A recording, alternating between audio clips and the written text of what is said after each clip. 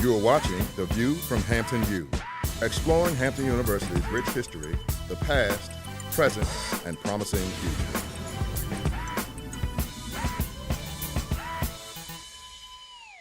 Welcome to The View from Hampton U. I'm your host, Joseph Walters, and today we have a special guest. I'm here with Olympic bronze medalist, HU track star, Kelly Wells. Kelly, it's good to see you. It is very good to be home. How does it feel to be back in Hampton? It's so good. I was driving around campus today and like reminiscing, like, oh, that's my freshman dorm. Oh, that's the waterfront. And you never realize how much you miss something until you really come back to it. And this is where I learned to be a woman, and I learned so much about being an adult and being independent. So I'm just thankful for Hampton University. Tomorrow, you're being honored. You're being inducted into the MEAC Hall of Fame. How exciting is that? It's crazy, right? Like, I was looking at the people who were inducted last year and just in previous years and this year, and I almost feel inferior to them because I'm like, Lord, look at all that they've done and all that they've contributed to the MEAC. And then I had to take a step back and I preach to students about going to Black universities because, you know, people think that if you go to, you know, a mid-major university, you can't go professional. But, I mean, a certain amount of money or a budget can't buy heart. It just won't do it. So I tell people all the time, I loved my university. And so I'm just so excited to be, you know, a part of such an illustrious group of people. Now, I was here during your time at Hampton. I know you guys won a ton of medals while you were here. Yeah. And then as soon as you graduated, you started your professional career. You're an Olympic bronze medalist now. What's been the most important medal that you've won? Well, there's two. There's like a tie. So, of course, my Olympic medal, because it's an Olympic medal. But I would say my first outdoor U.S. championship title, because I was faced with so many odds, and it was after a couple of injuries, and people told me I wouldn't do it. Doctors told me I wouldn't be able to do it, and I did it. So I definitely had that one in a special little spot because it is a reminder of, you know, what you can do if you stay to a certain task. Now, I know you mentioned your hamstring injury, and you've had a lot of adversity and a lot of personal hurdles that you've had to overcome in reaching or developing yourself personally and professionally. What do you think it was that kind of helped you through that? God, because literally I look at some people that were in or that are in the same situation that I was in, and they've gone crazy or just didn't end up in the same position that I was. So I know it was nothing but God. And then a good support system around me, people that guided me when I didn't want to be guided. You know, people that showed me that this is what you're supposed to do, this is how you have a productive life, even when I didn't want that, or I was just being crazy, or, you know, whatever, things like that. So I think between God and a good support system, my family, and then track saved my life so many times, because it was my outlet. It let me do things. It let me see places and travel and show me that there is a brighter side to life, even if I've seen the dark side. There's a very certain personal situation that you know you went through, and you've been very outspoken about sex abuse. What made you want to, I guess, talk about that? It was right when I hurt my hamstring, and I'd been injured for like 6 months or so, and I just couldn't run. And I remember I sat down, and I love to write. So one day I was on my computer just tinkering around, and I started writing a blog, and then I started writing about my childhood. And I was like, oh, Lord. And so I wrote for about 2 days. And then 2 days later, that's when I published it, because it took me a long time to decide to even if I was going to share this with the world, because literally no one knew. Like, people knew kind of bits and pieces. Or they knew kind of, you know, something happened, but I'd never share my story with anybody because it was so personal. And I mean, outside of it being personal, I was really embarrassed. And so I saw myself always being upset or crying, or like, what's the little cartoon character that has like the little cloud over their head, you know? Is it like Linus? But his is like dirt. So, I think it's Linus. Yeah, I'm not dirty. But you get the concept. We get it. So like, that's what I felt like. There was always like a cloud over me, or always just like a heaviness on me, and I knew that's what it was. So I decided to share it, And then literally, I did not know that it was going to have the impact that it did, like not at all. And to hear, I still get it to this day, you know, I went through the same kind of situation, you helped me share it, or, you know, you helped me go get counseling, or, you know, I was doing X, Y, and Z. And to me, that means more to me than, you know, running in any Olympic medal, because if I could help, you know, save somebody's life or open a mother's eyes to a situation that may be in her house or, you know, her son or whatever, right, then that would definitely like mean the world to me, because I don't want anybody to grow up with the feelings that I did. You know, I didn't share my story till I was like 27, 28, and I just dated myself. And so it definitely was not easy trying to have friendships, relationships, right, business stuff, like, because I was crazy in my mind a lot. And now I've worked a lot of stuff out, and, you know, in a good relationship, and my professional career is going as it should. So I definitely don't believe in holding on to things, even if you are embarrassed, because if it's something like that, it's not your fault.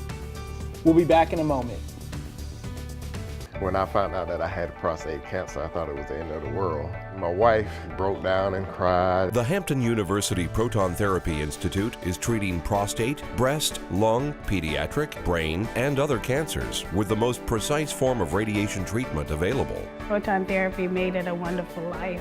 It really did. If you or a loved one has been diagnosed with cancer, call the Proton Therapy Institute at 877-251-6838. Great day to be alive. And now, more from The View from Hampton U.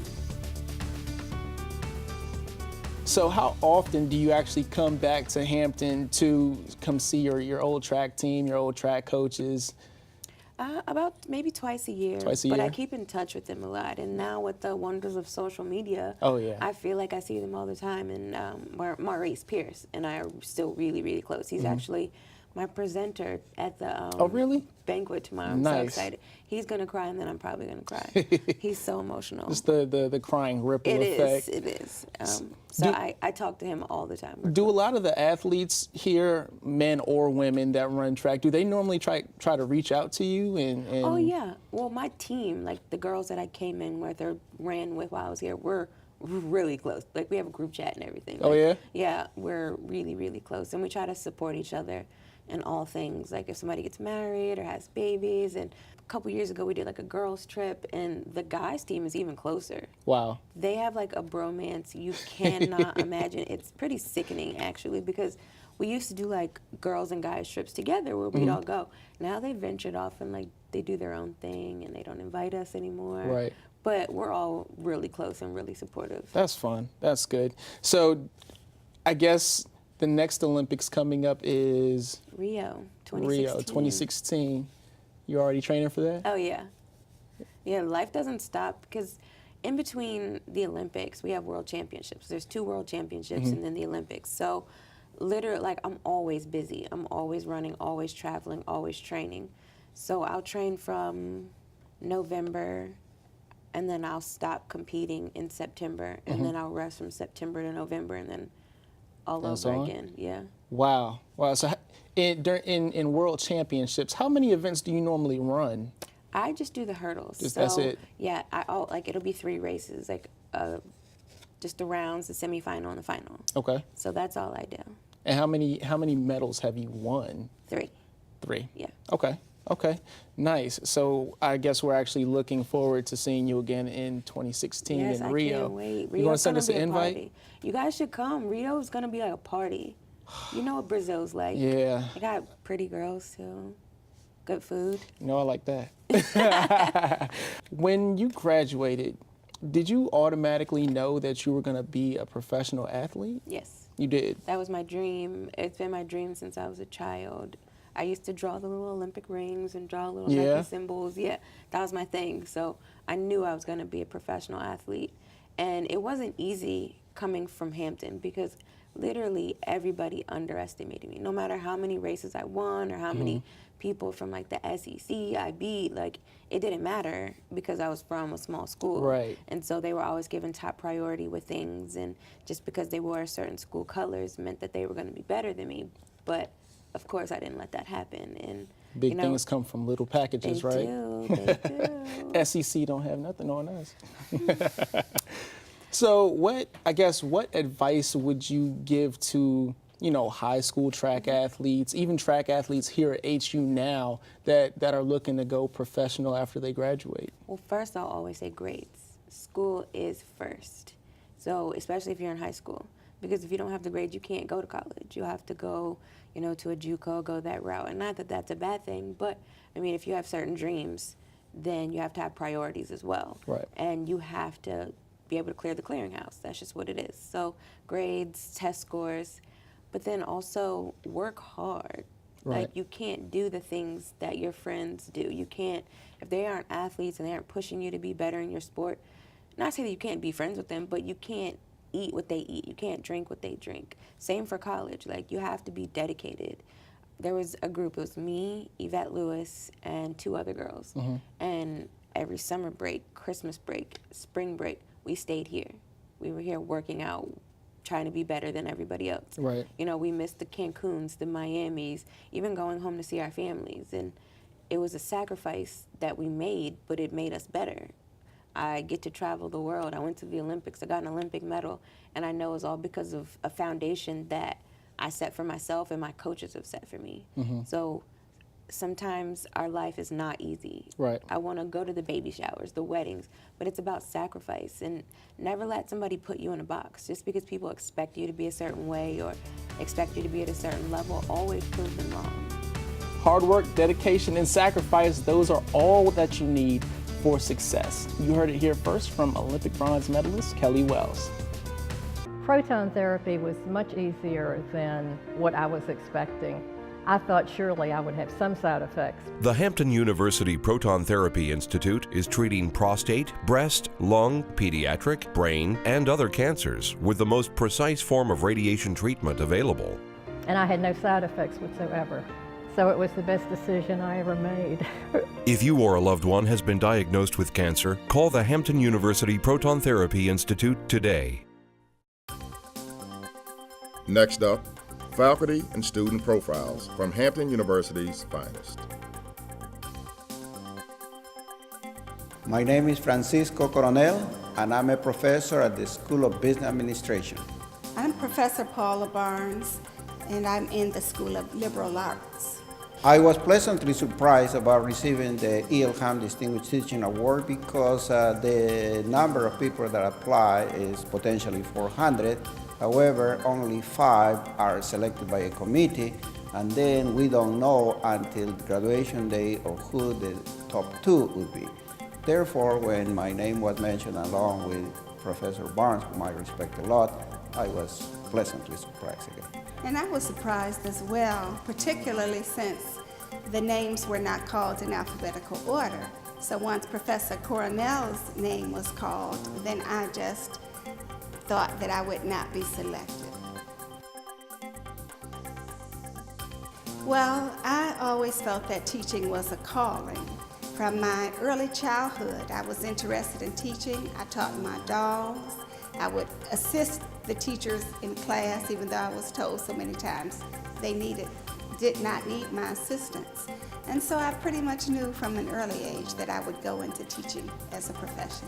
I chose education and teaching as my career because when I was young, I saw that as a path to get out of poverty. And I'm originally from Peru, and I saw a lot of poverty, and I believe that education helps to increase your income. Therefore, I started teaching physics when I was 17, and I enjoyed it very much. My teaching style is Socratic. I also use the experiential approach. In fact, I take students to trips overseas where they are exposed to different types of business in Japan, Brazil, Europe, South America, and I enjoy the interaction with my students. I sum up my philosophy in one word, and that's excellence. I insist upon that with the students, but I also model. And so those things that I ask them to do, I do, and try to provide an example for them. One I think of in particular is after having taught a course in writing the research papers and the students doing literary analysis, I then turned around and gave an essay or read an essay that was my perspective on it. And what I did in that is to force the students to move beyond what was in the textbook and to apply it to themselves.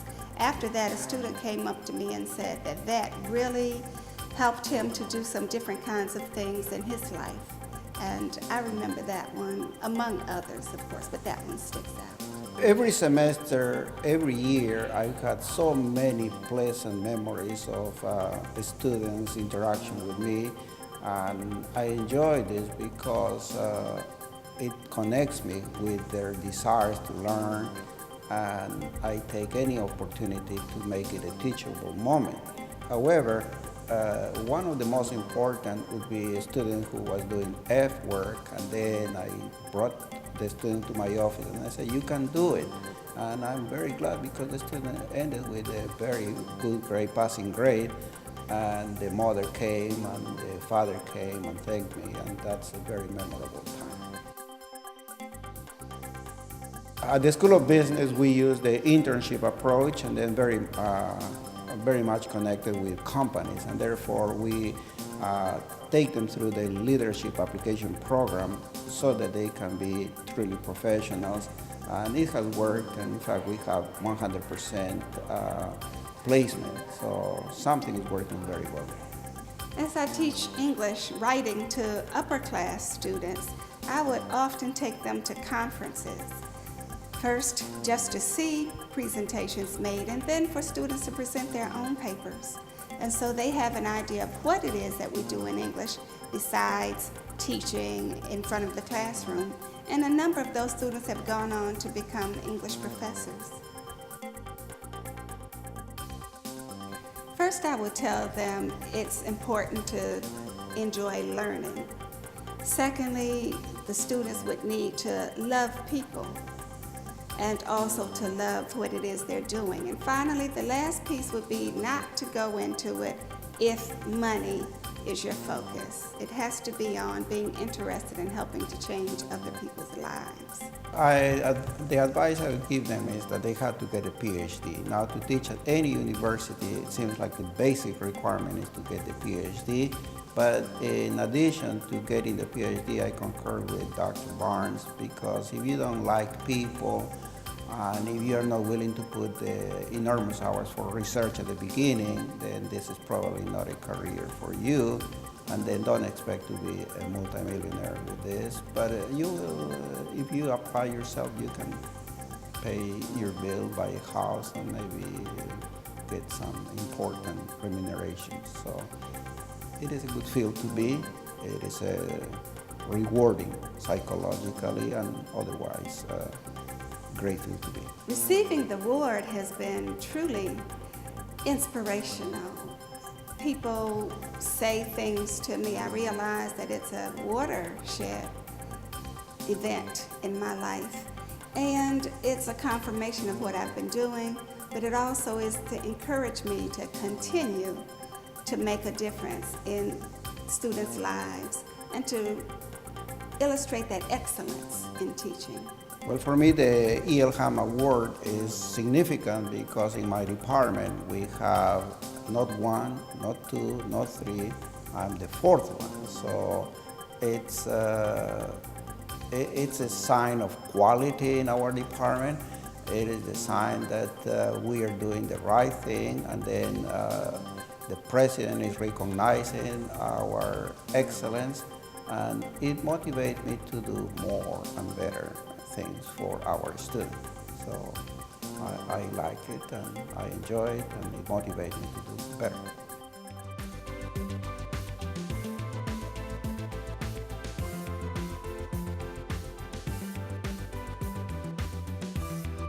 I'm Du'Vaughn Maxwell, Senior Forward for Hampton University from Manhattan, New York. My older brothers turned me on to basketball growing up, watching them play all the time.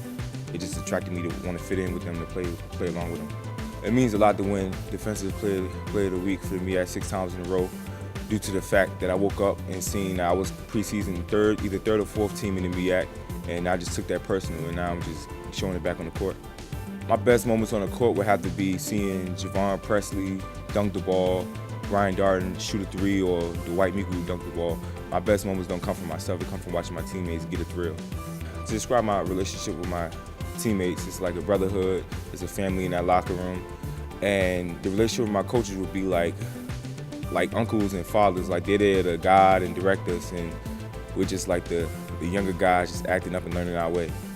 Some of the NBA players I look up to would have to be Kevin Durant for his poise, for his way to compete on the court, and LeBron James for domination. If I was blessed enough to be drafted into the NBA, I would love to play for the New York Knicks, mainly because I'm from New York and growing up, that's all I knew was the Knicks. And it would be a dream come true to have to suit up in the Madison Square Garden. If I wasn't playing basketball, I'd be in the studio right now, engineering music. That was my first love.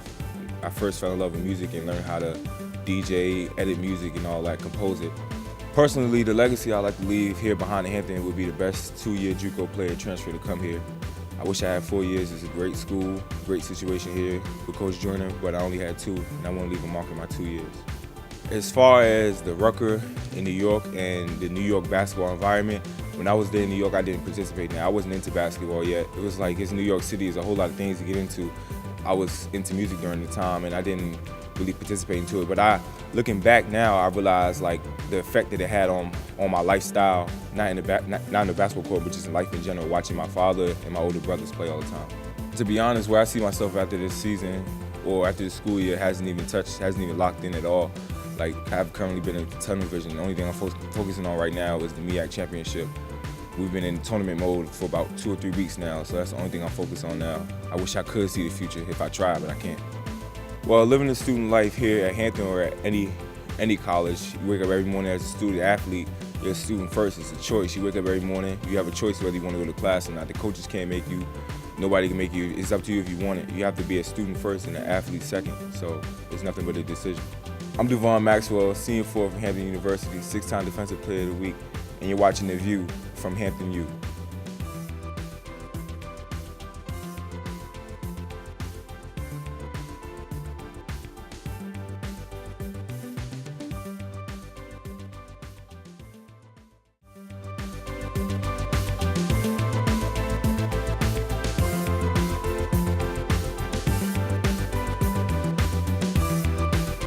Did you know that Dr. Deborah Jones, Dean of the School of Nursing, was recently appointed to the board of Bon Secours Mary Immaculate Hospital until December 31st, 2016?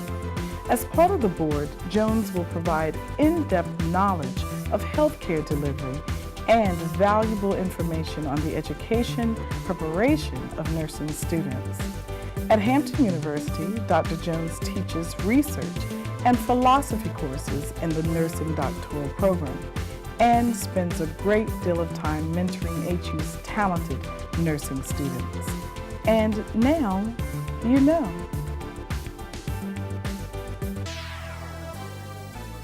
Join us next week for another exciting episode of The View from Hampton U.